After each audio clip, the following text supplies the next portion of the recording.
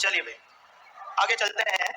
अब देखिए क्रम कल जो किया था, अक अक का मीनिंग बताओ।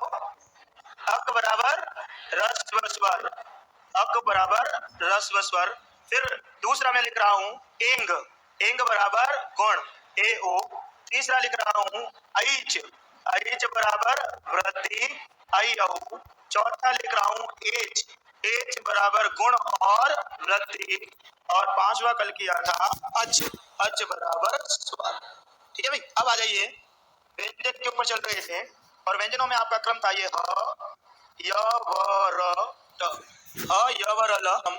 पांच के बाद में आएगा चौथा ज भ य, फिर कह दिया ख ढ ढ और श, ये चार हैं। चार के बाद में कौन सा आएगा? तीसरा ज ब ग ड़ दस। तीसरे के बाद में आएगा दूसरा ख फ छ ठ थ च ट ट। उसके बाद में पहला क ब य, फिर लास्ट में था श श शर और हल। ये माहेश्वर सूत्र का क्रम था। अ ई उ रील री ए ओ ऐ औ ह यवर ल 5 4 3 2 1 और श श श। अब इसके बाद में वापस जो सीक्वेंस है ना हिंदी में लाके सेट कर रहा हूं आपके। यदि मैंने अगला प्रत्याहार लिख दिया चर, चर कल करवाया था, नीचे से शुरू करेंगे। ये च जहां से आ रहा है वहां देखें च कहां आ रहा है, ये रहा च, ख फ छ ट ये च और र तक। जब आप च से र तक लाओगे तो च ट ट क प और श श श। ठीक है, एक शब्द में उत्तर कल बताया था, ये कौन सा अक्षर होगा? वर्ग का प्रथम। वर्ग का पहला अक्षर चर है, स स श को अलग रखेंगे एक बार। अब आइए सातवां आपका खर, यही से उल्टा चलना है, ख से लेके र तक। देखते हैं क्या आता है, ख फ छ ठ थ च ट त क प और स श श तो है ही है। अब यदि ये स श श को एक मिनट के लिए अलग कर दें तो खर का अर्थ क्या आ गया? वर्ग का पहला और दूसरा अक्षर। चर बराबर संधि चल रही है, ध्यान रखना आप, चर बराबर वर्ग का पहला अक्षर, ये नहीं रखना चट तक नहीं रखना, ऑटोमेटिक आ गया। चर बराबर वर्ग का पहला अक्षर, खर बराबर वर्ग का पहला और दूसरा। अब आइए तीसरा अगला प्रत्याहार ले रहा हूं जस, कल यहां तक करवाया था जस। तो ये ज नीचे से चलते रहना, ये स। ठीक है, जस में कौन कौन से वर्ण आ गए? ज प क ड़ और द। जस बच्चा छ ज, प फ ब, क ख ग, ट ठ ड और त थ ड। वर्ग का तीसरा अक्षर। वर्ग का पहला अक्षर चर है, वर्ग का पहला दूसरा खर है, वर्ग का तीसरा जस है। अब मैं लिख रहा हूं, नीचे से चलते रहना ऊपर। यदि कह रहा हूं झस, क्या क्या बोल दिया? झस। देखते हैं जस में क्या आ रहा है, ये ज पड़ा और ये श। कौन से वर्ण आ गए? ज भ ग ढ और थ। देखते हैं एक बार, च छ ज ज, प फ ब भ, क ख ग घ, ट ठ ड ठ और त थ द थ। वर्ग का चौथा अक्षर, वर्ग का चौथा अक्षर जस है। ठीक है भाई, वर्ग का पहला अक्षर चर है, वर्ग का पहला और दूसरा खर है, वर्ग का तीसरा जस है, वर्ग का चौथा जस है। आपके सामने माहेश्वर सूत्र लिखे हुए हैं, ठीक है ना, उसको देखते रहना। और मैं वर्ग का, अब स्पष्ट हो गया, पहला आया, दूसरा आया, तीसरा आया, चौथा आया, तो अगला वर्ण कौन सा होगा? 5। और पांचवें वर्ण को मैं कहूंगा यम। क्या कहेंगे? यम। पूरी बाराखड़ी आ रही है वापस हिंदी की। अभी मैं बताऊंगा कि मैं आपको किस तरीके से पढ़ा रहा हूं। यम, ये आया य और ये आया म। देखिए पहले लिखाया था शुरू में, यम प्रत्याहार में आने वाले प्रत्येक वर्ग के अंतिम वर्ण अनुनासिक होते हैं। अब वहां पर ये अस्पष्टता थी कि यम किसे कहते हैं, तो ये यम, य से म तक कौन कौन से वर्ण आ गए? य म ग ण और न। च छ ज ज य, प फ ब भ म, क ख ग घ घ, ट ठ ड ढ ण और त थ द ध न। वर्ग का पंचम अक्षर, हम उसको प्रत्याहार की भाषा में क्या कहते हैं? यम। अक, अक बराबर रस्व स्वर, एंग ए ओ ऐ च ऐ औ, अच बराबर स्वर। वर्ग का पहला अक्षर चर है, वर्ग का पहला और दूसरा खर है, वर्ग का तीसरा जस है, वर्ग का चौथा झस है, वर्ग का पांचवा यम है, और यम प्रत्याहार में आने वाला जो वर्ण है हम उसको क्या कहते हैं? अनुनासिक। हम उनको अनुनासिक इसलिए कहते हैं क्योंकि इन वर्णों का उच्चारण मुख के सहित नासिका से किया जाता है। वापस हिंदी की बारकड़ी सेट कर रहा हूं, जो तुमको पहले से याद है और मैं पढ़ा कैसे रहा हूं वो सुन लो। सबसे पहले हिंदी के वर्णों की सीक्वेंस सेट की आपको, क्योंकि विषय था ज्ञात वर्ण से लेकर कहां पर लाना? अज्ञात पर। तो ज्ञात को उठाया, पुनः अज्ञात में लाया। अब मेरा विषय रहेगा अज्ञात से मैं पुनः कहां ले जा रहा हूं? ज्ञात में। निगमन विधि, अज्ञात से ज्ञात। अज्ञात विषय कौन सा था? अक। ये अज्ञात है, और आपने जैसे ही खोला अक को क्या कहते हैं? वापस हिंदी की बारकड़ी सेट हो गई। अक का मीनिंग होता है अ ई उ री री, वो हिंदी। चर, वर्ग का पहला खर, दूसरा जस, तीसरा झस, चौथा यम, पांचवा। ये विधि हो गई निगमन। आगमन से निगमन, निगमन से आगमन, इसलिए इस विधि को व्याकरण के अध्यापन की सर्वश्रेष्ठ विधि कहा जाता है। मैंने प्रैक्टिकल करके बता दिया आपको। अब अगला आपकी कॉपी में देखते रहना। मैं महेश्वर सूत्र वैसे भी नहीं लिखूंगा क्योंकि हटा दूंगा अभी मैं, और फिर कहूंगा प्रत्याहार बनाओ। अब मैं कह रहा हूं साहब यण बनाओ। देखिए ये लिखे हुए ह य व रट और छठा लण। अब मैं आपको क्या कह रहा हूं? यण बनाओ। बताओ यण का मीनिंग क्या होता है? यण का मीनिंग क्या होगा? य से लेकर ण तक, य व र और ल। पहली क्लास से बुलवा रहा हूं कि यण किसे कहते हैं? य व र ल। य र ल व नहीं होता। क्यों नहीं होता? क्योंकि यण संधि में जो वर्ण बनेंगे वो यण के ही बनेंगे, और यण का मीनिंग क्या हो गया? य व र ल। और आपको बताया था यणो अंतस्थाः। यण वर्ण कौन से वर्ण कहलाते हैं? अंतस्थ। और यण कितने वर्ण हो गए? 4। कौन कौन से? य व र ल। इसका मतलब य व र ल आएगा तो संधि कौन सी होगी? यण। नामकरण कर दिया, समझ में आ गई? इससे अतिरिक्त कोई संधि हो ही नहीं सकेगी। संधि बहुत धीमे पढ़ाऊंगा क्योंकि वो हमारी रीढ़ की हड्डी होती है, बेसिक। जिसको संधि कंप्लीट तरीके से आती है ना, उसको कोई किसी दूसरी चीज पढ़ने की जरूरत ही नहीं होगी। समझ में आ रही है? अगला मैं ले रहा हूं शल। अपनी कॉपी में सबसे लास्ट में 13वां और 14वां माहेश्वर सूत्र देखेंगे, सल। तो देखिए स से लेके लास्ट ल तक कौन कौन से वर्ण आ रहे हैं? स, श, श और ह। ये सल में वर्ण आ गए, स, स, श, ह। हम इनको कहते हैं ऊष्म वर्ण, और आपको मैंने लिखाया था सलोष्माण। शल प्रत्याहार में आने वाले, यानी सल में कितने वर्ण आ रहे हैं? 4। स, श, श, ह। इन वर्णों को हम क्या कहते हैं? ऊष्म कहते हैं। पूरी बारकड़ी हिंदी में आ गई। देखते हैं कैसे आई। अक, अक बराबर अ ई उ रील री। एंग, ए ओ आई च आई औ अच बराबर स्वर। वर्ग का पहला अक्षर चर है, वर्ग का पहला दूसरा खर है, वर्ग का तीसरा जस है, वर्ग का चौथा जस है, वर्ग का पांचवा यम है, यवरल यण है, स श श ह शल है, अंतिम लिख दिया हल। ये जो पीछे वाला ह है यहां से शुरू नहीं करना है, यहां से शुरू करो और ल तक लाओ।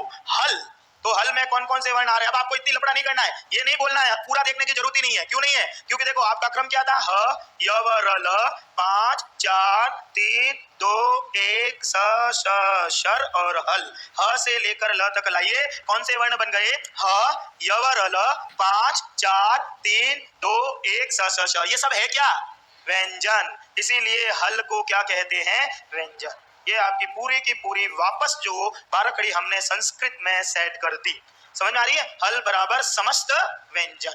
ठीक है? अब सब चीज आगे चलोगे तो आपको पता नहीं पड़ रहा है, मैं पहले बोल रहा हूं, मैं पढ़ा रहा हूं, मेरे को अंतरतम से ये ज्ञात है मैं किस तरीके से पढ़ा रहा हूं। इसलिए आपको भले ही ये लग रहा होगा कि मेरे को कुछ आ रहा है या नहीं आ रहा है, तो आपको कोई आवश्यकता, घबराने की आवश्यकता नहीं। कोई विषय नया है तो उल्टा अच्छा चढ़ेगा विषय, ठीक है ना? तो अब आपका काम सिर्फ और सिर्फ पढ़ना है, मेरा काम पढ़ाना है। किस विषय को कहां पर अंदर लाके प्रवेश कराना है वो मेरे को पता है, ठीक है? इसलिए आप ये मत सोचिएगा कि मेरे को कुछ नहीं आ रहा है, समय आने दीजिए, सब आएगा। अब ये लीजिए, ये पन्ना मैंने फाड़ दिया, मेरे सामने कोई महेश्वर सूत्र है ही नहीं।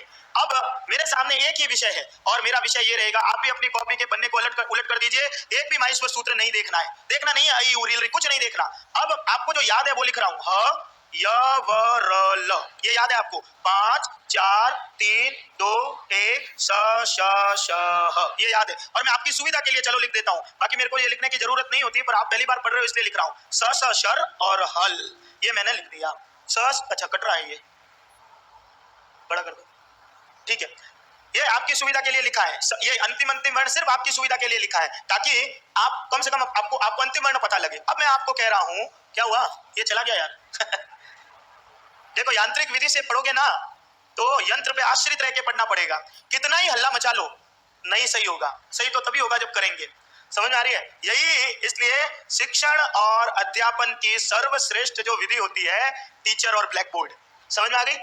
एक छठी का विद्यार्थी मेरे से पूछता है, क्लास 6 का, 2 दिन पहले क्या पूछता है पता है मेरे को कि सर एक बात बताओ ना यार। मैंने कहा क्या? वो ऐसे ही बोलते हैं मेरे को, एक बात बताओ ना यार। मैंने कहा हाँ बोलो।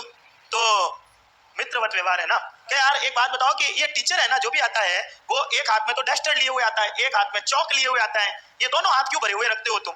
तो मैं उनको कहता हूँ कि ये दोनों हाथ इसलिए रखते हैं ताकि डस्टर होता है ना, पहले तो आपके दिमाग में जो उलट पुलट की चीजें होती है हम उसको क्या कर देते हैं, मिटो देते हैं, फिर उसमें हमारा रंग चढ़ा देते हैं। तो डस्टर काम करता है मिटाने का और चौक काम करता है बोर्ड पे लिखने का, नहीं करता है। किस पे लिखने का करता है? आपके दिमाग में। समझ में आ रही है? तो अब मैंने क्या लिख दिया, ये आ गया, चलो कहानी खत्म। अब आइए आगे, अब आ जाए, आपके सामने ये लिखे हुए हैं, अब मैं लिख रहा हूं, देखते रहना। अब कोशिश करना है कॉपी में देखना ही नहीं है। मैंने कहा अल बनाओ, क्या आपके सामने 2 ही वर्ण है, देखते रहना, इसकी आवश्यकता ही नहीं रहेगी। आपके सामने 2 ही वर्ण है, अ से शुरू करना है ना ल तक लाना है। कहां से? अ से, 2 ही तो वर्ण है, कहां से शुरू करोगे? अ से, और लास्ट ल तक लाना है। कौन कौन से वर्ण आएंगे? अ ई उ री री ए ओ आई औ ह यवरल 5 4 3 2 1 स श श। इसका मतलब सारे वर्ण। तो अल में कौन से वर्ण आते हैं? जितने भी स्वर और जितने भी व्यंजन। तो अल प्रत्याहार में टोटल कितने वर्ण आ जाएंगे? 42। ठीक है, अब जो लिखूंगा वो काम का है। ठीक है, अब आपके सामने 2 ही वर्ण रहेंगे, ध्यान रखना। मैं लिख रहा हूं जल, क्या लिख रहा हूं? आपके सामने तो 2 ही वर्ण है, कौन कौन से? ज और ल। ज कौन सा अक्षर है? 4, 4 से लेके ल तक लाना है, 4 से ल तक लाओ तो 4 3 2 1 स श श। ठीक है, किसी भी प्रेयसी, नायिका, प्रेमिका, उसको उसके स्वरूप के सौंदर्य का आनंद पीछे से देख के लेना चाहते हो या आगे से? आगे से। ठीक है, यानी सौंदर्य की जो अभिव्यक्ति होती है उसके पूर्व स्वरूप, मैं साहित्य की भाषा बोल रहा हूं, इसीलिए कभी उल्टा नहीं देखना।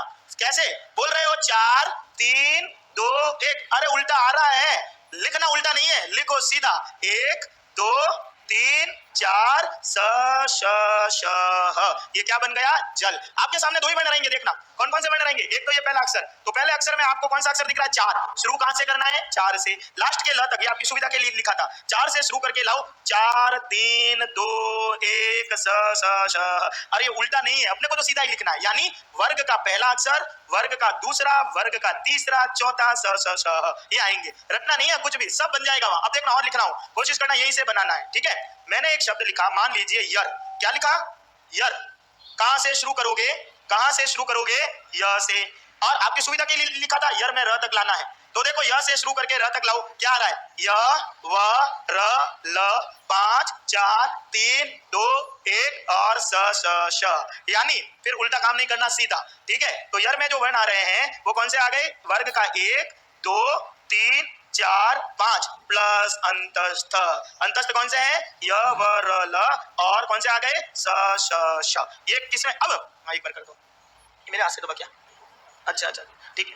अब देखिए, सुनिए, ये भी नहीं लिखना, ये तो आपको समझाने के लिए लिखा है मैंने, ये आगे कहीं काम नहीं आएंगे। मैं बता रहा हूं कि देखो ये इस तरीके से अपन बना सकते हैं। ठीक है, तो अब आप देखो, यर में आपने य से शुरू करके र तक लाई ना, तो ऊपर ह छोड़ दिया और नीचे भी ह छोड़ दिया, तो मैं इसको क्या लिख सकता हूं? ह को छोड़कर समस्त व्यंजन।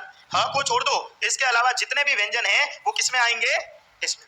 सीधी बात है, या तो ऐसे लिख दो और या ऐसे लिखो। एक और देखते हैं, एक बात, मैंने देखो ये लिखा य, क्या लिखा? य।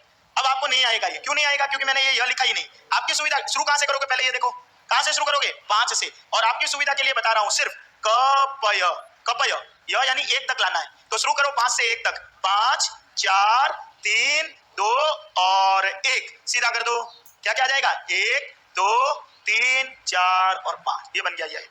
ठीक है, चलो कोई नहीं, अभी मैं एक बार और करवाऊंगा पहले। अब मैंने आपके, अभी हटा दिया पन्ना, अब मैं कह रहा हूं जल बनाओ। आपके सामने ये भी हटा दिए मैंने, अब बनाओ जल, बनाओ।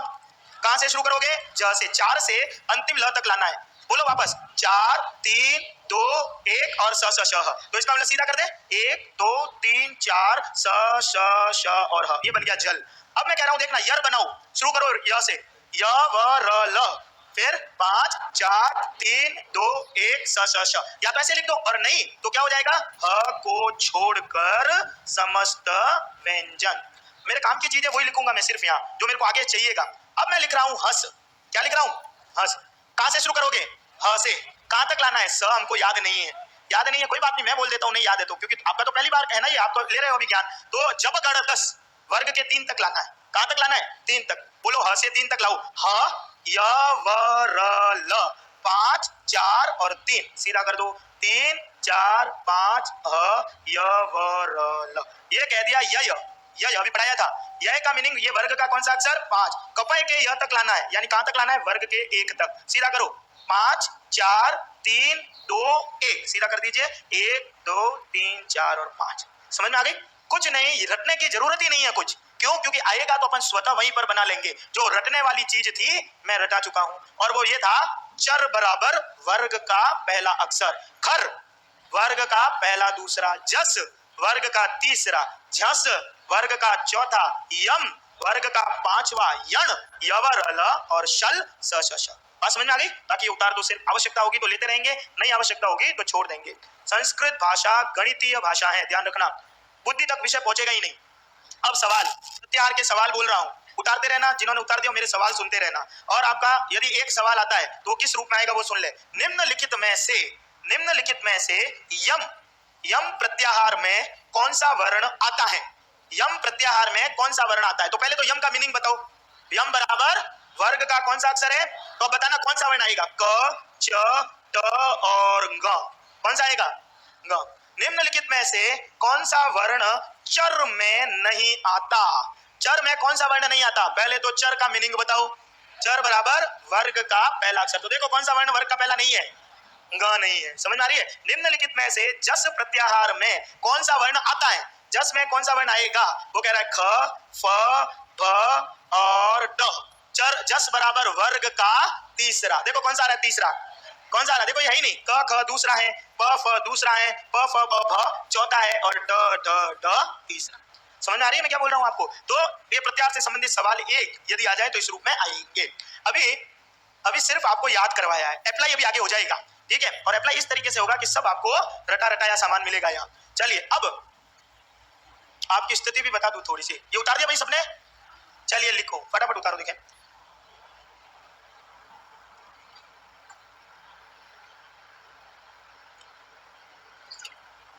सत्य बोलना, हर बैच में पूछता हूं, आपको भी पूछ रहा हूं, कितने विद्यार्थी ऐसे हैं, सच्ची बोलना हो हृदय पे हाथ रख के, रीट का एग्जाम दोगे ना? ठीक है।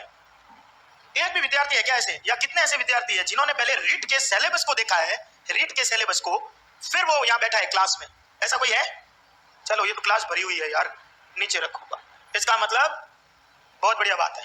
विद्यार्थी ऐसे ही आ जाते हैं क्लास में, उनको पता ही नहीं रहता कि रीट में सिलेबस क्या है क्या नहीं है। आपकी कम से कम ये बढ़िया बात है कि आपने रीट के सिलेबस को देखा है और फिर आए।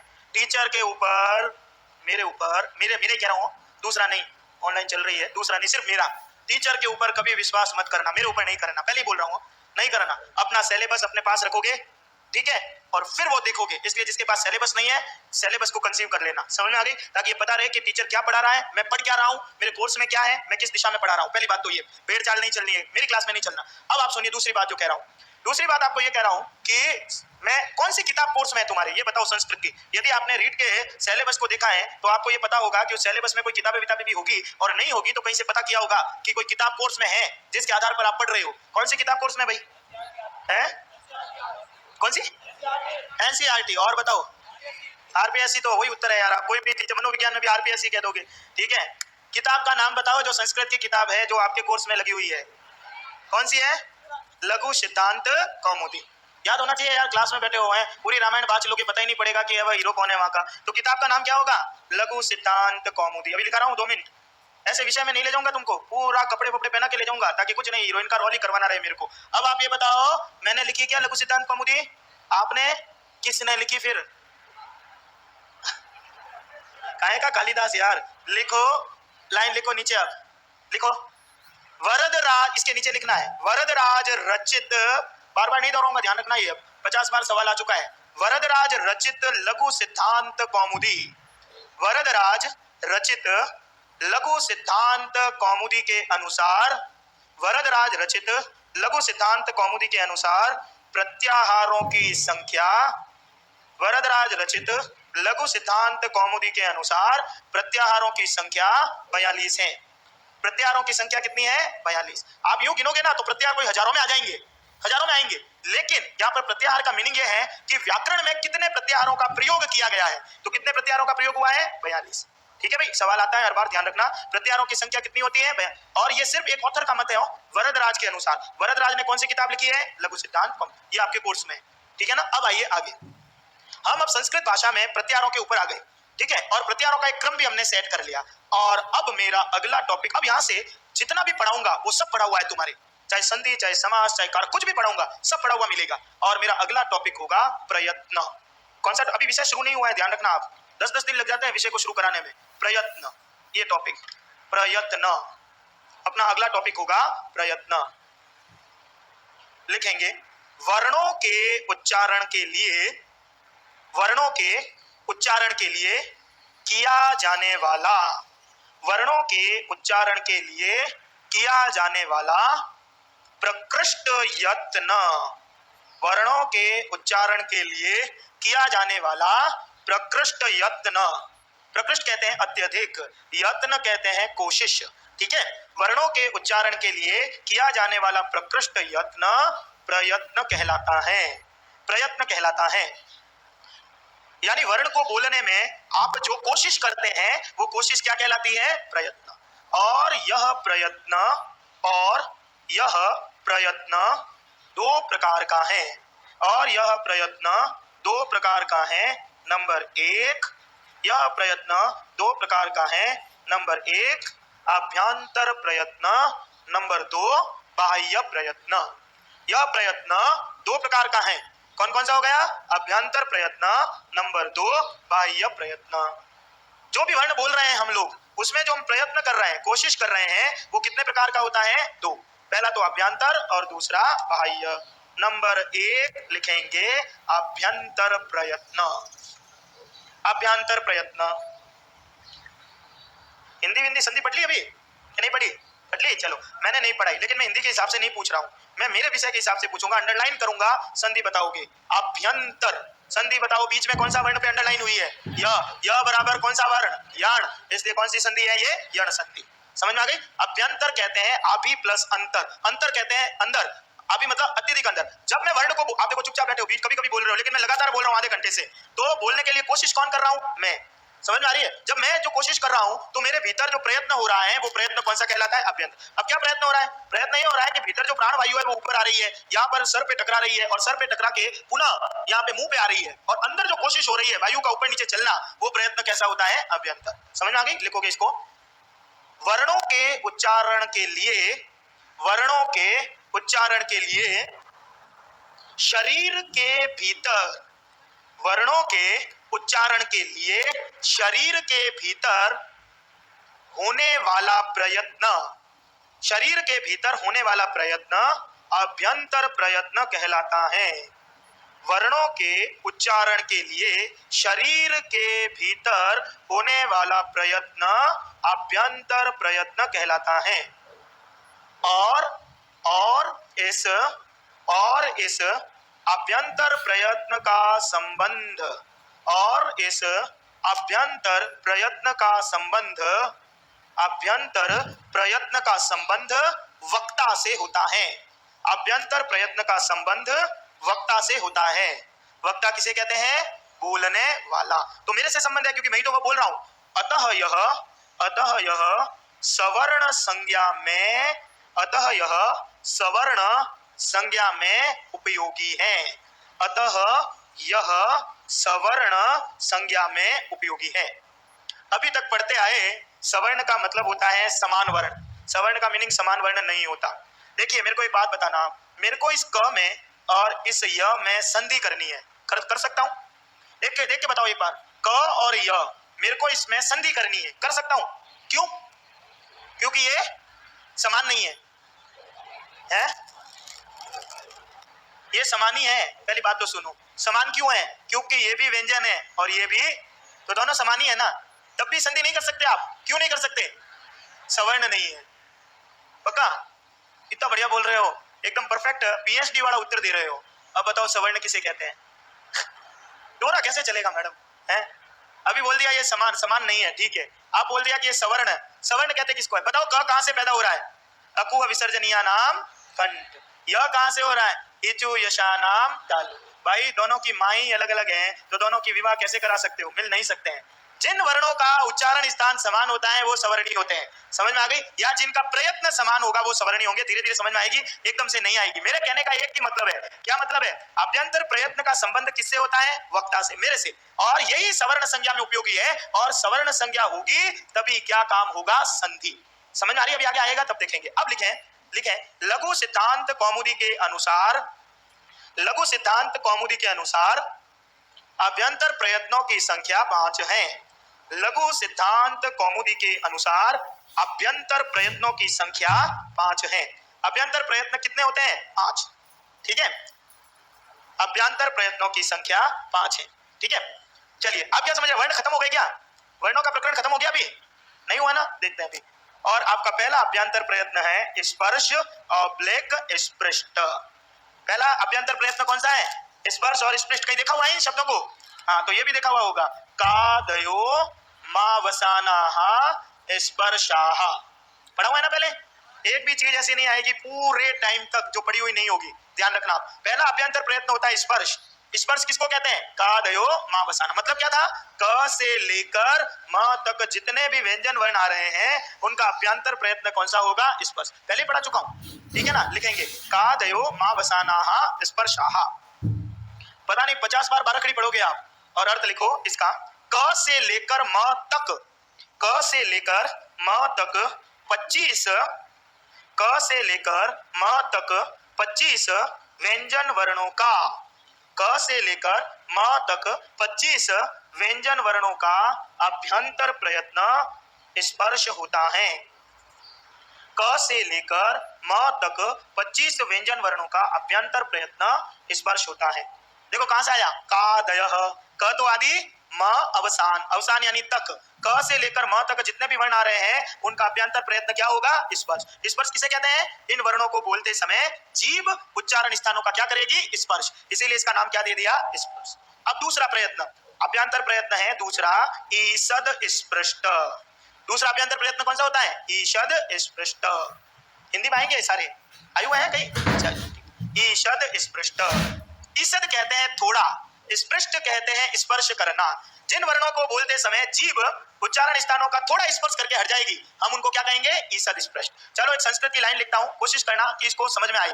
ईषद स्पृष्टम अंतस्थम। खुद प्रयास करो, देख के एक बार। ईषद स्पृष्टम अंतस्थम। क्या लिखा? अंतस्थ जो वर्ण है उनका प्रयत्न कौन सा होता है? ईषद स्पृष्ट। बताओ अंतस्थ वर्ण कौन से हो गए? अरे नहीं, यवरल नहीं बोलना। कौन से हो गए? यण। और यण का मीनिंग क्या होता है? यवरल। ठीक है, पहले तो ये लिखो ईषद स्पृष्टम अंतस्थम, ईषद स्पृष्टम अंतस्थम। अर्थ लिखेंगे। अब एक एक चीज तुम्हारे बिना समझ की नहीं आएगी, सारे पढ़ी हुई आएगी। लिखो यण प्रत्याहार में आने वाले, यण प्रत्याहार में आने वाले 4 वर्ण, यण प्रत्याहार में आने वाले 4 वर्ण। यण में कौन कौन से वर्ण आ रहे हैं? लिख दो य व र ल।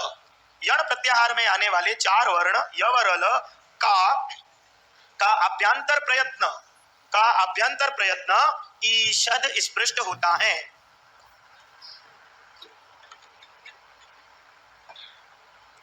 क से लेकर म तक जितने भी वर्ण आ गए उनका प्रयत्न कौन सा हुआ? स्पर्श। य व र ल का प्रयत्न कौन सा हो गया? ईषद स्पृष्ट। अब इसमें भी देखो आप, य व र ल को भी देखिए, इनमें य और व इन दोनों को कहा जाता है अर्धस्वर। य व र ल जो है ना, इनमें य व को क्या कहा जाता है? अर्धस्वर। य और व इनको क्या बोला जाता है? अर्धस्वर। ये आधे स्वर होते हैं। र जो होता है इसको कहा जाता है प्रकंपित वर्ण। क्या कहा जाता है? प्रकंपित। क्यों कहा जाता है? क्योंकि जब आप इस र को बोलते हो, र ऐसे बोला जाता है, रगड़ खाता है, कंपन होता है। जब ये कंपन होता है तो इसको कहा जाता है प्रकंपित। और इसका नाम होता है लुंठित। कौन सा वर्ण कहा जाता है? लुंठित। रगड़ खा रहा है तो ये लुढ़क रहा है वर्ण, र ऐसे, तो ये लुढ़क के बोला जाता है। और जब हिंदी में जाओगे तब इसको कहते हैं लोढ़ित। तीनों ही जो वर्ण है, प्रकंपित कह दो, लुंठित कह दो या लोढ़ित कह दो, ये वर्ण कौन सा होता है? र। इसी प्रकार जो ल वर्ण हो गया, हम इनको कहते हैं पार्श्विक।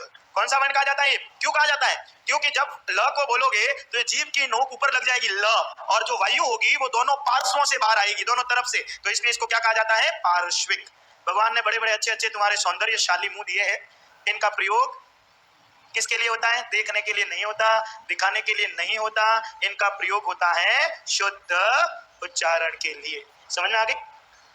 तो आदमी की महत्ता जो होती है ना, वो किससे होती है? बड़ी सुंदर सुंदर वाणी से है, अनुकरण का। बच्चा वही लिखेगा जो बोलोगे। रखिएगा कि उच्चारण में क्या होनी चाहिए? शुद्धता। तो बताओ अब, और ये अशुद्धि का कारण बनेगा आगे, ध्यान रखना आप अभी। तो मेरे को बताइए, स्पर्श कितने हो गए? 25। अब कह दिया ईसद स्पृष्ट कितने हो गए? 4। यवर अल अंतस्थ और ईसद स्पृष्ट में भी अर्ध स्वर कितने हो गए? 2। कौन कौन से स्वर हैं ये? कौन कौन से हो गए? पहला हो गया य और व। र कौन सा वर्ण हो गया? प्रकंपित। और ल कौन सा हो गया? चलिए दूसरा आपका, अब आइए तीसरे के ऊपर, और तीसरा होता है विव्रत। तीसरा कौन सा होता है? विव्रत। पहला स्पर्श, दूसरा ईषद स्पर्श, और तीसरा अभ्यंतर प्रयत्न विव्रत। मैं संस्कृत लिखूंगा, अब आपकी थोड़े चेहरे हंसते हुए लगने चाहिए, कारण ये कि सब पढ़ा हुआ मिलेगा आपको। मैं लिखूंगा विव्रताम अचाम। बताओ क्या लिखा? विव्रताम अचाम। अच किसे कहते हैं? तो स्वरों का अभ्यंतर प्रयत्न कैसा होता है? विव्रत। विव्रत का मतलब होता है खुला रहना। विव्रत किसको कहते हैं? जब किसी भी वर्ण स्वरों को बोलते समय मुंह खुला रहेगा, जैसे मैंने कह दिया आ है ना, पूरा गुलाब जामुन अंदर डाल दो भले, इतना खुला मिलता है आ तो विव्रत का मतलब होता है खुला रहना। लिखेंगे इसका अर्थ, विव्रताम अचाम, इसका अर्थ लिखो, स्वरों का अभ्यंतर प्रयत्न, स्वरों का अभ्यंतर प्रयत्न विव्रत होता है। स्वरों का अभ्यंतर प्रयत्न विव्रत होता है। समझ में आ गई? क्या लिखा? स्पर्श 25 वर्ण, ईषद स्पृष्ट, अंतस्थ और स्वरों का अभ्यंतर प्रयत्न कैसा हो गया? विव्रत। अब चौथा लिखूंगा, और चौथा होगा ईषद विव्रत। बताओ ईषद किसे कहते हैं? थोड़ा। विव्रत किसे कहते हैं? खुला। जिन वर्णों का उच्चारण करते समय मुंह थोड़ा खुला रहेगा उसको ईषद विव्रत कहेंगे। संस्कृत की लाइन लिखूंगा लेकिन आपको समझ में आनी चाहिए। ये लिख दिया, देखो इसको, ईषद विव्रतम। क्या लिख रहा हूं? आगे आगे बोलूंगा तो आपको पता पड़ जाएगा, आपको ही देखना है। ईषद विव्रतम ऊष्माण। क्या लिखा है? ऊष्म वर्ण। ऊष्म वर्ण कौन से होते हैं? स, श, श और ह। लेकिन एक शब्द में बोलना है तो क्या बोलोगे? शल।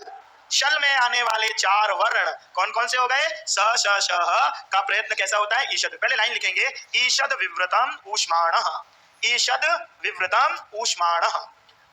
अर्थ लिखेंगे, अर्थ है शल प्रत्याहार में आने वाले, शल प्रत्याहार में आने वाले 4 वर्ण, शल प्रत्याहार में आने वाले 4 वर्ण। तो शल में कौन कौन से वर्ण आ रहे हैं? देख के लिखना, स, श, श और ह। शल प्रत्याहार में आने वाले 4 वर्ण स, श, श, ह का अभ्यंतर प्रयत्न, स, श, श, ह का अभ्यंतर प्रयत्न ईषद विव्रत होता है। ईषद विव्रत होता है। ठीक है? स्पर्श 25 हो गए, ईषद स्पृष्ट यवरल हो गए, स्वरों का विव्रत हो गया, और स, श, श, ह का ईषद विव्रत हो गया। अब मैं पहले लिखूंगा, आप इसको पहले लिख लीजिएगा फिर समझाऊंगा। 5वां, रस्व अ। रस्व अ जब आप इसका प्रयोग करोगे, प्रयोग का मतलब होता है उच्चारण। उच्चारण का भी किसी को नहीं समझ में आए तो लिख देना बोलना।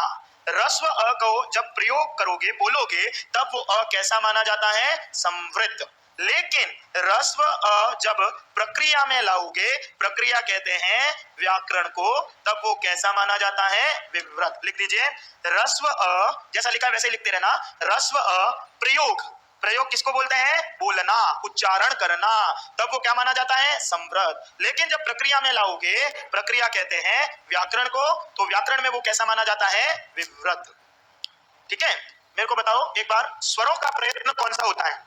लिखा हुआ है, स्वर कैसे होते हैं? विव्रत। तो ये अ स्वर ही तो है, स्वरों का प्रयत्न कैसा है? विव्रत। व्याकरण में हमेशा विव्रत होता है। लेकिन जब मैं व्याकरण से बाहर आके अ बोल रहा हूं, आपके सामने भी 50 बार अ बोला है मैंने, और ये अ जब मैं व्यवहार में बोल रहा हूं तो वो अ कैसा माना जाता है? संवृत। यानी अ को जब बोलचाल की भाषा में प्रयोग कर रहे हो तो वो क्या है? संवृत है। लेकिन व्याकरण में संधि, समास, कारक, प्रत्यय जैसे ही कॉपी किताब में लिखना शुरू करोगे तो वो अ कैसा माना जाता है? विव्रत। इसी कारण वहां पर संधि होती है, नहीं तो संधि अ की कभी नहीं हो सकती। अब देखिए, कुल मिला के अभ्यंतर प्रयत्न कितने हो गए? 5। पहला स्पर्श 25, फिर ईषद स्पृष्ट यवरल, फिर स्वरों का प्रयत्न विव्रत, और स, श, श, ह का प्रयत्न ईषद विव्रत। अ बोलचाल में संवृत है और व्याकरण में विव्रत। ये 5 प्रकार के क्या हो गए?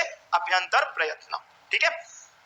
18 सवाल में से 6 सवाल आपने अभी तक जितना पढ़ा है उसमें से ही आएंगे, क्योंकि ये आपका बेसिक है। समझ में आ रही है ना? विषय तो मैंने शुरू किया कहाँ है? मैं जब संधि प्रकरण मेरे बोर्ड पे लिखूंगा ना, तब आपका संस्कृत विषय शुरू होगा। इससे पहले विषय शुरू नहीं होगा। मैं सिर्फ प्रिपरेशन करा रहा हूं विषय का अधिकारी बनाने की। समझ में आ रहा है? अब आइए आगे। जैसे ही अभ्यंतर प्रयत्न लिखा तो आपका दूसरा प्रयत्न कौन सा होता है? बाह्य प्रयत्न। बाह्य प्रयत्न। अभ्यंतर प्रयत्न मेरे शरीर के भीतर हो रहा था। बाह्य प्रयत्न का मीनिंग क्या हो गया? वर्ण को बोलने के बाद होने वाला प्रयत्न। मैंने जैसे ही वर्ण बोल दिया तो क्या प्रयत्न हो रहा है? सबसे ज्यादा प्रयत्न तो बोलने के बाद ही हो रहा है, क्योंकि वो ध्वनि निकल गई। ध्वनि निकलने के बाद में आप सुन रहे हो, सुन के आप क्या कर रहे हो? अर्थ ग्रहण कर रहे हो, वापस मेरे से सवाल कर रहे हो। ये प्रयत्न जो हो रहा है हम उसको क्या कहते हैं? बाह्य। अब बताओ, इस बाह्य प्रयत्न का संबंध वक्ता से होता है या श्रोता से होता है? क्योंकि वो तो मेरे को क्या करना, आप सुन रहे हो चाहे नहीं सुन रहे हो, मैंने तो वर्ण बोल दिया। तो बाह्य प्रयत्न का संबंध हमेशा किससे होता है? श्रोता से। इसलिए वो सवर्ण संज्ञा में उपयोगी नहीं है। लिखो अब, वर्ण की उत्पत्ति के पश्चात, वर्ण की उत्पत्ति के पश्चात होने वाला प्रयत्न, वर्ण की उत्पत्ति के पश्चात होने वाला प्रयत्न बाह्य प्रयत्न कहलाता है। वर्ण की उत्पत्ति के पश्चात होने वाला प्रयत्न बाह्य प्रयत्न कहलाता है। एवं इसका संबंध श्रोता से होता है। श्रोता का मीनिंग सुनने वाले से। इसका संबंध श्रोता से होता है और यह सवर्ण संज्ञा में उपयोगी नहीं है। और यह सवर्ण संज्ञा में उपयोगी नहीं है। बाह्य प्रयत्नों की संख्या 11 है। बाह्य प्रयत्न कैसे कितने होते हैं? 11। ठीक है, बाह्य प्रयत्न 11 है। सब रटाया हुआ है, इसलिए आपको अलग से रटने की कोई आवश्यकता नहीं है। वर्णों को रटा नहीं जा सकता है, इस बात को ध्यान रखना आप। अब मेरे को ये बताओ कि चर किसे कहते हैं? चर बराबर वर्ग का पहला अक्षर खर, पहला दूसरा जस यम यण यवरल और शन सश। पहला बाह्य प्रयत्न होगा विवार, श्वास और अघोष। 3 एक साथ लिख रहा हूं। दूसरा होगा संवार, विवार का ऑपोजिट संवार, श्वास का ऑपोजिट नाद, अघोष का ऑपोजिट घोष। 7वां महाप्रयत्न होगा अल्प प्राण, 8वां महाप्रयत्न होगा महाप्राण और 9वां 10वां 11वां प्रयत्न होगा उदात्त, अनुदात्त और स्वरित। 11 बाह्य प्रयत्न हो गए। विवार, श्वास, अघोष, संवार, नाद, घोष ऑपोजिट है सारे। अल्प प्राण, महाप्राण, उदात्त, अनुदात्त और स्वरित। आपको मैंने सबसे पहले उदात्त, अनुदात्त, स्वरित वो स्वरों के भेद में लिखाया, नहीं लिखाया तो अब लिख लो। उदात्त, अनुदात्त, स्वरित क्या होते हैं? स्वर। जितने भी स्वर वेद में काम आते हैं, लौकिक संस्कृत में ना तो हिंदी में काम आएगा ना संस्कृत में आएगा। इसलिए जितने भी स्वर हैं उनका बाह्य प्रयत्न कौन सा होता है? उदात्त, अनुदात्त और स्वरित। मैंने अर्थ पे अभी अर्थ काम का नहीं है इसलिए इसको नहीं बताया। अब आइए, मैं जो व्यंजन की बाराखड़ी है ना उसको 2 बार घुमाऊंगा। कितनी बार घुमाऊंगा? 2 बार। अपने जितने भी व्यंजन है उसकी बाराखड़ी को 2 बार घुमाऊंगा मैं। अब मैंने लिख दिया विवार, श्वास और अघोष बराबर खर। विवार, श्वास और अघोष बराबर खर। बताओ खर का मीनिंग क्या होता है? खर का मीनिंग वर्ग का पहला अक्षर, वर्ग का दूसरा और श तो है ही है, यही होता है। बच गए वर्ग का तीसरा, चौथा, पांचवा ह, स और ह, य व र और ल। आप इसको कहते हैं हंस। जैसे मैं कहता हूं हंस तो कहां से शुरू करते हो? ह से। स तक लाना है, जब गढ़ 10 के स तक। ह यवर ल 5 4 और 3, यानी 3 4 5 ह यवर ल बराबर हंस। अब देखो क्या लिखा, विवार, श्वास और अघोष बराबर खर। खर तो हमको आ रहा है ना, खर का मीनिंग क्या होता है? वर्ग का 1 2 श। अब बच क्या गए? 3 4 5 और यवर अल और इनका बाह्य प्रयत्न क्या होगा? संवार, नाद और घोष। और एक सपने याद करना है तो क्या कर दो? हंस। अब कह दिया अल्प प्राण। देखना दूसरी बार और घुमाऊंगा बाराखड़ी को। अल्प प्राण बराबर वर्ग का पहला अक्षर, वर्ग का तीसरा अक्षर, वर्ग का 5वां अक्षर और य व र ल। वर्ग का 1 3 5 यवर अल बराबर अल्प प्राण। बच क्या गया? वर्ग का दूसरा, वर्ग का चौथा और श और ह। ये बन गए महाप्राण। तो 11 बाह्य प्रयत्न, उसमें से सबसे पहले विवार, श्वास, अघोष बराबर खर। अब ये नहीं याद करना है, तो अपना आप याद हो जाएगा। संवार, नाद, घोष बराबर हंस, अल्प प्राण बराबर वर्ग का पहला, तीसरा, पांचवा, यवरल, महाप्राण बराबर 2, 4, स, श, श। अब देखिएगा, मेरे को बताना अभी क वर्ण, क वर्ण इसका बाह्य प्रयत्न कौन सा है? क बराबर वर्ग का पहला अक्षर, पहला बराबर खर, खर में कौन सा आ रहा है? विवार, श्वास, अघोष और अल्प प्राण। दिख रहा है? यदि कह दिया मान लीजिए फ, फ, फ बराबर वर्ग का दूसरा, वर्ग का दूसरा किसमें आ रहा है? खर में, खर में आ रहा है तो विवार, श्वास, अघोष, लेकिन महाप्राण क्या हो जाएगा? महाप्राण। क्यों? क्योंकि महाप्राण बराबर वर्ग का दूसरा। यदि मैंने कह दिया ग का, हर एक के चार चार बनेंगे, यदि कह दिया ग का बताओ तो ग बराबर कौन सा अक्षर है? तीसरा, तीसरा बराबर हंस, हंस बराबर संवार, नाद, घोष और अल्प प्राण। समझ में आ रही है ना? चलिए, यदि चौथा अक्षर कह दिया ग घड़ी का, ग, ग बराबर चौथा, चौथा बराबर हंस, संवार, नाद, घोष और महाप्राण। समझ में आ गई? तो कुल मिला के दो प्रकार के प्रयत्न हो गए। कौन कौन से प्रयत्न हो गए? पहला प्रयत्न है अभ्यंतर, दूसरा प्रयत्न बाह्य। अभ्यंतर प्रयत्न कितने होते हैं? 5, स्पर्श, ईषद स्पृष्ट, विव्रत, ईषद विव्रत और ऊष्म। और बाह्य प्रयत्नों की संख्या कितनी हो गई? 11। ठीक है, अभी तक वर्ण ही है। समझ में आ रही है बात क्या चल रहा है? सबसे कमजोर कड़ी क्या है हमारी? वर्ण। फिट करो दिमाग में। इसलिए सबसे ज्यादा मेहनत किस पे करनी है? वर्ड। मैंने 50 तरीके का विभाजन करके आपके सामने रख दिया है, विषय शुरू नहीं किया है। समझ में आ रही है? विषय शुरू भी कहाँ होगा? अब आ जाइए अगला विषय, और आपका अगला विषय ये होगा, जैसे ये आपको इतना करवा दिया तो अब आपका अगला विषय होगा। अब बताओ हिंदी पढ़ रहे हो कि संस्कृत? ये बता दो, सुनाई नहीं दे रहा। संस्कृत के संस्कृत। चलो अब लिखेंगे संस्कृत। ठीक है, एकदम है ना, अग्नि में तपा के शुद्ध सोना बना के अंदर ले जाऊंगा, ताकि आप, मेरा स्वार्थ है हो, आपका नहीं है। मैं ऊट पटांग रूप से अंदर डालूंगा तो एंड तक कष्ट तो मैं ही पाऊंगा ना। समझ में आ रही है? इसलिए वो काम नहीं करूंगा। कौन सा विषय पढ़ रहे हो? संस्कृत। अर्थ लिखो, अब अर्थ लिखो। संस्कृत, अरे लिखना है, देखो ही मत आप, तो चिंता ही मत करो। संस्कृत शब्द सम उपसर्ग पूर्व। सवाल आएगा मैडम इस क्लास में, मेरे पास समय है ना, ये बेटा है, सबको पता है, बहुत लिमिटेड है, बहुत बैच है संस्कृत का, बहुत लिमिटेड, इसलिए वही छना हुआ विषय लिखाऊंगा, ध्यान रखना। 5-5 बैच 4-4 महीने से पढ़े हैं संस्कृत के। समझ में आ रही है? तो इसलिए समय का सदुपयोग कर दीजिएगा। संस्कृत शब्द सम उपसर्ग पूर्वक क्री धातु से कत प्रत्यय, लिखा हुआ है, देखते रहना। संस्कृत शब्द सम उपसर्ग पूर्वक क्री धातु से, क्री धातु से कत प्रत्यय, ये लिखा हुआ है, कत प्रत्यय लग कर बना है। संस्कृत शब्द सम उपसर्ग पूर्वक क्री धातु से कत प्रत्यय लग कर बना है, जिसका अर्थ है, जिसका अर्थ है शुद्ध, जिसका अर्थ है शुद्ध परिष्कृत, जिसका अर्थ है शुद्ध परिष्कृत या, जिसका अर्थ है शुद्ध परिष्कृत या परिमार्जित भाषा, जिसका अर्थ है शुद्ध परिष्कृत या परिमार्जित भाषा। व्युत्पत्ति लिख दी। संस्कृत किसे कहते हैं? आपने लिखा संस्कृत में कौन सा उपसर्ग आया हुआ है? सम। एक क्रिया है, बाद में पढ़ोगे, क्री धातु है, एक प्रत्यय लगा हुआ है, वो सब आएगा तुम्हारे इससे। और इस पूरे संस्कृत शब्द का अर्थ क्या हो गया? ये एक शुद्ध भाषा है, संस्कृत भाषा है, परिमार्जित भाषा है, और यांत्रिक दृष्टि से वर्तमान में आधुनिक युग में सबसे जो स्वीकृत की गई भाषा संगणक की, वो कौन सी है? संस्कृत। लिखोगे आगे इसके। संस्कृत शब्द, संस्कृत भाषा भारोपीय परिवार की, संस्कृत भाषा भारोपीय परिवार के सतम वर्ग की भाषा है। संस्कृत भाषा भारोपीय परिवार के सतम वर्ग की भाषा है। संस्कृत भाषा भारोपीय परिवार के कौन से वर्ग की भाषा है? सतम वर्ग की भाषा है। और यह सर्वाधिक प्राचीनतम, सर्वाधिक प्राचीनतम भाषा है, और यह सर्वाधिक प्राचीनतम भाषा है।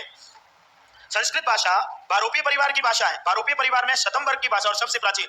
मनोविज्ञान पढ़ाया कि नहीं पढ़ाया? अभी चल रहा है, चल रहा है अभी, चलिए ठीक है। मनोविज्ञान को कहते हैं साइकोलॉजी, राइट बोल रहा हूं ना? चलिए अब मेरे को बताओ साइकोलॉजी शब्द कहां से लिया गया है? अंग्रेजी का है, लिया कहां से गया है? यूनानी है, ग्रीक से। ठीक है, साइको और लोगस, साइको शब्द सोल से लिया ग्रीक से, और लोगस कहां से लिया है? लैटिन। यानी आप देखिए, अब सुनिए, अब विश्व की सबसे अधिक प्राचीन भाषा संस्कृत से भी, वो कौन सी भाषा है? ग्रीक। उसके बाद में जो नाम आता है वो भाषा आता है लैटिन, और उसके बाद में कौन सी भाषा आती है? संस्कृत। विश्व के जितने भी शब्द हैं वर्ल्ड के, वो या तो ग्रीक से है या लैटिन से है या संस्कृत से है, चौथी भाषा है ही नहीं। समझ में आ गई मेरी बात? अब मैं कह रहा हूं आज तक विश्व में 2796 भाषाएं खोजी जा चुकी है। वर्ल्ड में कितनी भाषाएं खोजी जा चुकी है? 2796। इन भाषाओं में 90% भाषा वो कौन से वर्ग की भाषा है? बहुरूपीय वर्ग की। विश्व की इन भाषाओं में 90% भाषा कौन से वर्ग में आती है? बहुरूपीय किसको कहते हैं? बहुरूपीय का मतलब होता है भारत और यूरोप। भारत और यूरोप में वर्ल्ड की कितनी भाषाएं बोली जाती है? 90%। ये क्षेत्र सबसे बड़ा है। और इन 90% भाषाओं में संस्कृत जो भाषा है, इन 90% भाषाओं को दो भागों में बांटा, कैंटुम और शतम। अब मेरे को कैंटुम में जाना नहीं, दूसरी भाषा शतम वर्ग है, और शतम वर्ग की सबसे प्राचीन भाषा कौन सी है? इंपोर्टेंट सवाल है शिक्षण विधि का। संस्कृत भाषा शतम वर्ग की सबसे। अब बताओ, 100 को संस्कृत में क्या कहते हैं? शतम। हिंदी में क्या कहते हैं? 100। यानी जो भी वर्ड स से शुरू होगा वो कौन से वर्ग में आएगा? शतम। और आपको बता देता हूं, कुल मिला के 1000 शायद 99 है, मेरे को परफेक्ट याद नहीं है, 1099 भाषाएं जो है ना वो शतम वर्ग में है, और वो किसके अधीन है? संस्कृत के। बात समझ में आ गई? एक संस्कृत को पढ़ने से आपको कितनी भाषाओं का ज्ञान होगा? 99। संस्कृत भाषा तत्सम है और हिंदी उसका क्या है? तद्भव। ये अब बिना इसको पढ़े 100 को, बिना शतम को पढ़े 100 का अर्थ नहीं समझ में आएगा। चलिए आगे लिखेंगे। अब भाषा आपको क्या समझ में आया? क्या लिखा है मैंने आपको? ये लिखाया संस्कृत भाषा कौन से वर्ग की भाषा है? बहुरूपीय। और बहुरूपीय में कौन सा वर्ग आ रहा है? शतम। हम संस्कृत पढ़ेंगे, लेकिन संस्कृत अनेक विधाओं में बटी हुई है। संस्कृत में काव्य भी है, संस्कृत में है वह आपका गद्य भी है, संस्कृत में व्याकरण भी है, संस्कृत में वेद, बहुत सारा है। हम यहाँ पर क्या पढ़ेंगे? व्याकरण। हेडिंग लगाओ, व्याकरण। संस्कृत में हम यहाँ पर व्याकरण पढ़ेंगे, ठीक है। अब मेरे को एक बात बताना, हिंदी में भी व्याकरण ही तो पढ़ा है। भाषा कैसे सीखी जाती है? कैसे सीखी जाती है? भाषा प्रक्रिया कैसी है? सीखी कैसे जाती है? आप सब लोग सीख के आए हो, यहाँ तक का काम आप करके आए हो। हिंदी भाषा आप यहाँ तक सीख के आए हो। क्यों सीख के आए हो? क्योंकि हिंदी भाषा कैसी भाषा है? व्यवहारिक। व्यवहार में अनुप्रयोग हो रही है, इसलिए आपने कैसे सीख ली? अनुकरण से। लेकिन अनुकरण के सीखने के बाद में भी आप यहाँ पर क्लास में इसलिए बैठे हो क्योंकि हम व्याकरण के माध्यम से हम क्या सीखेंगे? शब्दों का शुद्धिकरण। कौन सा शब्द शुद्ध है, कौन सा शब्द अशुद्ध है, ये कौन सिखाता है? व्याकरण। बात समझ में आ रही है? यहाँ तक का काम आप घर पे करके आए हो, अब ये काम आप क्लास में बैठ के करते हो। हमको लिखना आता है, हम श्रवण में मजबूत हैं, हम पठन में वाचन में मजबूत, हम पठन में मजबूत, हम लेखन में मजबूत, लेकिन फिर भी मानसिक शांति को हम मानसिक शांति लिखते हैं। कैसे लिखते हैं? शांत। अरे नहीं लिखते हो, कैसे नहीं लिखते हो? ठीक है, मानसिक शांति नहीं लिखते, दूसरे शब्द तो लिखते हो। हमको ये पता नहीं कि छोटी मात्रा बड़ी मात्रा के इधर उधर। मैं मेरे ससुराल गया अभी थोड़े टाइम पहले, शादी के समय, थोड़ा मतलब बहुत टाइम हो गया। गांव में है, गांव मतलब बाड़मेर में। तो मैं ससुराल गया तो मेरे ससुर जी है वो ग्रामीण परिवेश के ही है, वो बाड़मेर गांव का ही रूप था। तो बहुत भव्य हो गया। मेरे को पहले दिन बोलते हैं, पहले दिन ससुराल में पहले दिन पहली एंट्री मेरे को कहते हैं कि आप तो यार दामाद नए नए हो। तो मैंने कहा कौन सा, दूसरे पुराने होते, सब नए नहीं होते भाई। तो मेरे को बोले कि आपको प्रसाद देते हैं। क्या देते हैं पता है? मैंने कहा कि आपके घर में फोन है? 12 साल पहले 15 साल पहले बात है। मैंने कहा फोन है? क्या है? लैंडलाइन चलती थी, मोबाइल थे नहीं। मैंने कहा मेरे को घर पे फोन करना है। मेरे क्यों, अचानक क्या हुआ? मेरे को करना है। मैंने मेरी मम्मी से बात करी, मैंने कहा मम्मी ये काम तो आपने जिंदगी में पहला काम बढ़िया किया। उन्होंने पूछा ऐसा क्या काम कर दिया बढ़िया? मैंने कहा तीर आपने बड़े निशाने पे लगाया, तीर निशाने पे लगाया। बोला क्यों बेटा, ऐसा क्या कर दिया मैंने कहा कि आपने एक ऐसी बेटी के घर मेरे को शादी करवाई है जो मेरे को क्या दे रहा है। मैंने कहा साला सब उत्कर्ष छोड़ो, नौकरियां छोड़ो, कुछ नहीं, आदमी का संपूर्ण जीवन एक प्रासाद बनाने में निकल जाता है। ठीक है, ये तो फुकट में ही मिल रहा है मेरे को, ससुराल वाले दे रहे हैं। तो मैंने मेरे ससुर जी को बोला कि भाई साहब अगर सत्य पे अटल होना तो अपनी बात पे अड़िग रहना। क्या मैं तो अड़िग हूँ? मैंने कहा लेके आओ पेन और कॉपी। क्यों? मैंने कहा साइन करना है। किस पे? रजिस्ट्री पे। क्योंकि आप क्या दोगे मेरे को? प्रसाद। ठीक है, मेरी बीपी 290 पे चली गई थी प्रसाद को सुन के। पता है इतने में उन्होंने क्या किया कि यार आप क्या मजाक करते हो, एक जेब से एक छोटी सी पूड़ी निकाली। मैंने कहा कि ये क्या है? कि ये भगवान का क्या है? प्रसाद। साला जो बीपी 290 पे थी ना वो 50 या 40 लो पे आके अटक गई। प्रसाद महल का सोच रहा था, प्रसाद पे आ गया। हालांकि भगवान का प्रसाद तो प्रसाद से भी बहुमूल्य होता है। एक मात्रा ऊपर नीचे की नहीं और अर्थ का क्या हो गया? अनर्थ।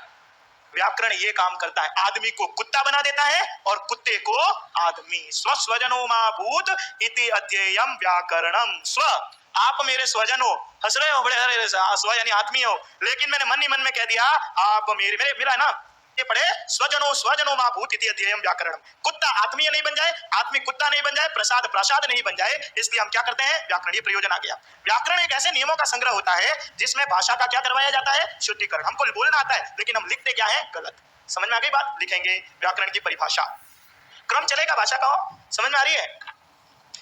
अब लिखो व्याकरण। अब थोड़ा इसी इतनी देर हंसी मजाक तो करा दी आपको, लेकिन ओरिजिनल विषय पे तो लाऊं पहले। तो चलो पहले आपका मूड डिस्टर्ब नहीं करते हैं, हिंदी में लिखो। चलो लिखो व्याकरण। व्याकरण एक ऐसे नियमों का संग्रह है, व्याकरण एक ऐसे नियमों का संग्रह है जिसके माध्यम से, व्याकरण एक ऐसे नियमों का संग्रह है जिसके माध्यम से भाषा का, जिसके माध्यम से भाषा का शुद्धिकरण किया जाता है। व्याकरण एक ऐसे नियमों का संग्रह है जिसके माध्यम से भाषा का शुद्धिकरण किया जाता है, अथवा अथवा भाषा का शुद्ध, अथवा भाषा का शुद्ध वाचन पठन, अथवा भाषा का शुद्ध वाचन पठन अथवा लेखन किया जाता है। भाषा का शुद्ध वाचन पठन और लेखन किया जाता है। पता पड़ रहा है क्या लिखा है? शिक्षण विधि की कंडीशन लिख दी। व्याकरण से भाषा का श्रवण नहीं हो सकता है, श्रवण तो सामने वाला बोलेगा तब होगा ना। तो व्याकरण काम क्या करता है? भाषा का वाचन शुद्धिकरण करवाता है, पठन शुद्धिकरण करवाता है और लेखन शुद्धिकरण करवाता है। ठीक है, अब व्याकरण की परिभाषा भी लिखा देते हैं, और व्याकरण की परिभाषा है व्याक्रियन्ते विविच्यन्ते शब्दाः। व्याक्रियन्ते विविच्यन्ते शब्दाः अनेन इति व्याकरणम। ये संस्कृत की लाइनें आपको याद नहीं करनी है, याद होगी भी नहीं, करोगे क्या? कॉपी संस्कृत की लगनी चाहिए बस। व्याक्रियन्ते विविच्यन्ते शब्दाः अनेन इति व्याकरणम। व्याकरण किसको कहते हैं? कि जिसके द्वारा हम शब्दों को शुद्धिकरण करते हैं, ठीक है, हम उसको व्याकरण कहते हैं। अच्छा, शुद्धिकरण कैसे करते हैं बताओ? पंकज, पंकज का मीनिंग क्या होता है? पंकज का मीनिंग बादल, तो कीचड़। कमल, पंकज को कमल क्यों कहते हैं? कल तो एक वो मिला था बाहर कोई टीचर मनोवैज्ञानिक, वो मेरे को कह रहा था कि साहब पंकज का जो मीनिंग होता है वो जलद होता है। राइट है क्या? ये नहीं है? जलद, जलद कौन है? बादल। क्यों? जो क्या दे रहा है? तो ये कैसे पता पड़ा ये जलद का मीनिंग रहता है कि पता पड़ रहा है? जल को द मतलब देने वाला। अच्छा, पंकज कमल को क्यों कहते हैं? कमल किसमें उगता है? कीचड़ में। पानी में नहीं, कीचड़ में। तो कीचड़ शब्द कहाँ आया यहाँ? पंख। पंख किसको कहते हैं? कीचड़ को। ज किसको कहते हैं? उत्पन्न होना। इन दोनों को मिला दिया तो क्या बन गया? पंख। ये व्याकरण बता रहा है शब्दों के अर्थों का शुद्धिकरण। बाकी कल समय समाप्त।